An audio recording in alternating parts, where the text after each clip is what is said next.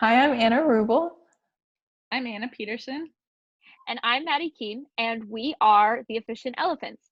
We're here today to present our expense tracker, Expense Elephant.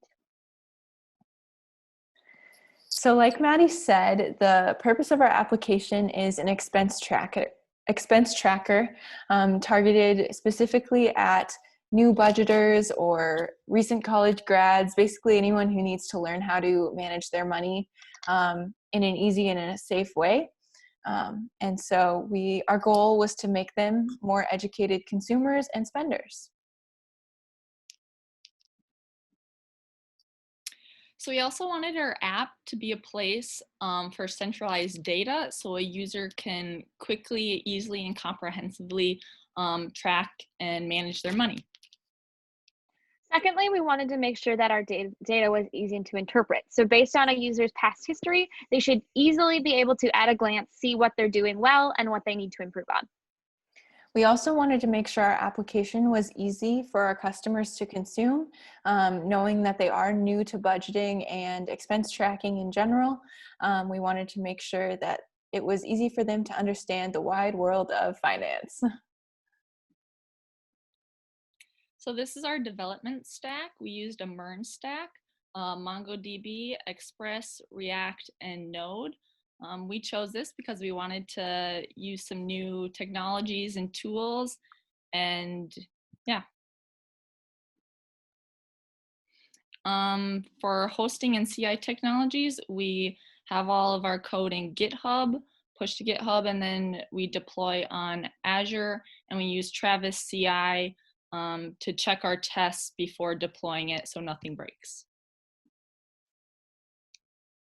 Then for our testing, I'll start by talking about our front-end testing. So we wrote some web automation in Selenium and Cucumber for Node, and this was hosted on a platform called Lambda Test, which is basically a tool that allows you to run their tests on Lambda Test, and it will connect to a virtual desktop interface and basically run the automated software in a way that you can go back and watch it and see exactly how it failed. So here it's logging in, and now it's verifying everything on the dashboard page, and then it's going to add a new income, and it verified that that got added really, really fast.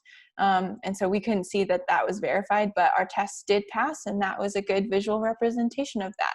So we run that front-end automation testing on a pilot application before we push to our production version. For our backend testing, we're using CodeCov to determine our code coverage. So this is just our little helpful interface to see how all of our things are being covered.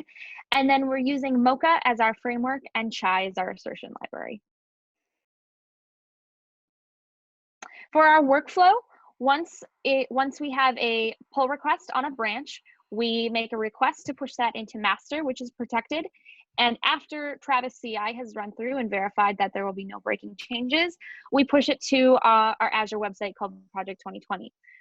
We know that it's not typical to have one repository deploying to two websites, but as we are on the free tier of Azure, we wanted to be able to make sure for our pilot site that we were making sure that there were no breaking changes on once we were pushing to Azure. Once we verify that everything is displaying correctly on Project 2020, which is also where our Lambda tests are being run, which is on that pilot site, we push to our deploy branch, which will then trigger a build on our actual website, Expense Elephant. So now we will do a live demo. We're going to start off by adding a new user. So Maddie is going to sign up here using her Luther email. And once she signs up, it just logs you right in. So we have made another account with data that has already been populated. So we are just going to log into there. But oh no, we forgot our password. So she's gonna type in her email and we're gonna get sent an email. This is using Node Mailer. And so once she gets this email, she'll just click on the link. And this link also has in it like a password reset token, which is generated for each user one time only, and it's stored in the database. So once they reset it, then then the token leaves the database, and so only that user can reset their own password. And so once it's reset, they can just log in. And all of this front end stuff is using bcrypt and bcrypt hashing, so everything is secure. And so it brings you right here to the dashboard. This is kind of just a simple, quick, easy breakdown of your spending and your goals, as you can see. And we also have the ability to add an expense and add an income. So let's say during COVID, your TV broke and you ordered one and it came on Amazon. And so now you need to put an expense in, put it under social. And as you can see, the spending breakdown, we have now 82% of your spending is on social. I hope that TV was worth it. And then your goal progress, you can see the goal you have exceeded, which, yikes. Maybe the same thing happens for adding income. So say that you walked your neighbor's dog because they are immunocompromised. Then you can, and they paid you $12 to walk their dog. We also have this little thing pops up here to like a little toast icon to let you know that your transactions have been successfully added. Mm-hmm. And so to see the transactions, you go to the transactions page, and this has everything from when you started the app to the last thing that you inputted. And so you have the ability to delete and edit. So say we would like to edit something, I don't know, so yep, say your Luther refund was not for 500, it was for 401. You can save the changes.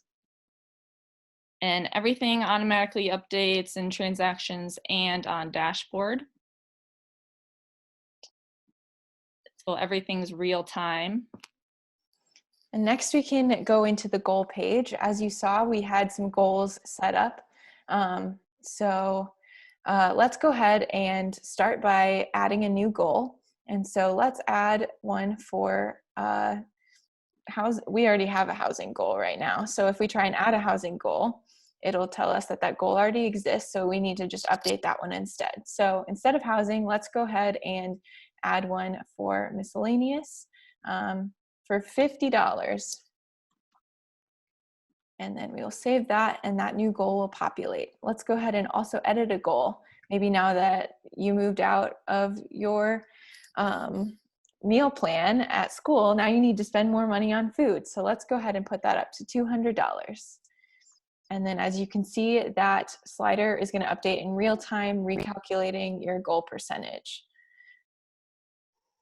And then we also want to delete our housing goal now that we moved out of our house and now we're back living at home with our parents and we don't have to pay rent, which is awesome, but we don't need a housing goal anymore. So as you can see, that gets deleted just with the click of a button.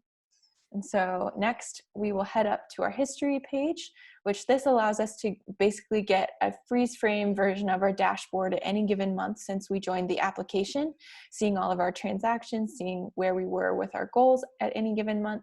So if we go back to February, for example, we can see a really nice big breakdown of the categories in which we were spending our money and how we were doing on our goals.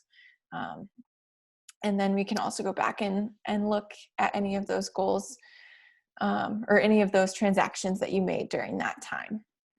We have the ability to edit any of our transactions in case that's something you realize that you would accidentally put $1,000 instead of $75 for your work study, but we don't allow you the opportunity to edit your goals because we think that they should be a learning experience and not able to edit them after the fact. So next we'll go into our summary page, and this basically takes all of your data since you first joined the application and lets you know about how much you spend and make per month.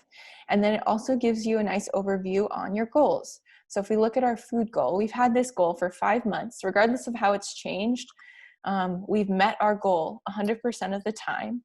And it also tells us about how much we spend on food every month, so we can make more educated decisions for goals in the future. Now you can see with our housing goal, we meet our goal 75% of the time. We went over 1 month, but it also tells us how much we spend. And it'll create one of these drop down things for any goal that you ever create, whether you have had it for 1 month or you've had it for 12. Yes. And so that's our application at a glance. We hope it helps you to manage your money a little bit easier. All right, so obviously we had a few bumps and bruises creating this app. So one of the things that we struggled with was our inexperience with the MERN stack. Just new technologies, learning the code and the structure. We also had trouble using the cloud hosting platforms. We kept getting weird errors that we didn't know, like invalid host header, but took us a couple weeks, but we finally got it. And then we also had some trouble integrating technologies, mainly with the login service. We created our own, but we did try Google authentication and had some troubles with that as well. For our future implementation, there's definitely things that we didn't hit throughout this process that we really wanted to. Some of the things that we want to add to our application in the future is a loan tracker. Since we are broadcasting our app towards new budgeters, college students, a lot of us have loans that we need to track. So we want to have the opportunity to be able to track your loans and see how making payments here and there will alter the future of your loans. We also want to be able to add the functionality to be able to take a picture of a receipt, and then the receipts would be automatically added into a transaction in our database. Another thing we talked about doing was letting the user define their own budgeting categories. While we were creating the app, we did a little research on what would be the most usable categories for people. So we think those cover a lot of ground, but of course, some users have different cases, and so we want them to be able to add specific categories to best meet their needs. And we also thought about adding a blog with financial advice and just letting people know what was going on in the world, as well as a budget recommender based on their previous data, which they would fill out a quiz based on their habits, and we could develop an algorithm to recommend a possible budget for them.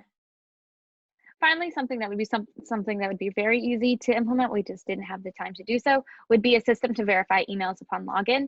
Currently, we have that for resetting a password, but we think that to even greater increase security on our site, we could add a system to verify emails upon login. So that's our app. Thanks so much for watching, and we hope that you enjoyed our presentation, and we'll use our app if you want to learn how to manage your money a little easier. Thank you. Thanks. Thank you.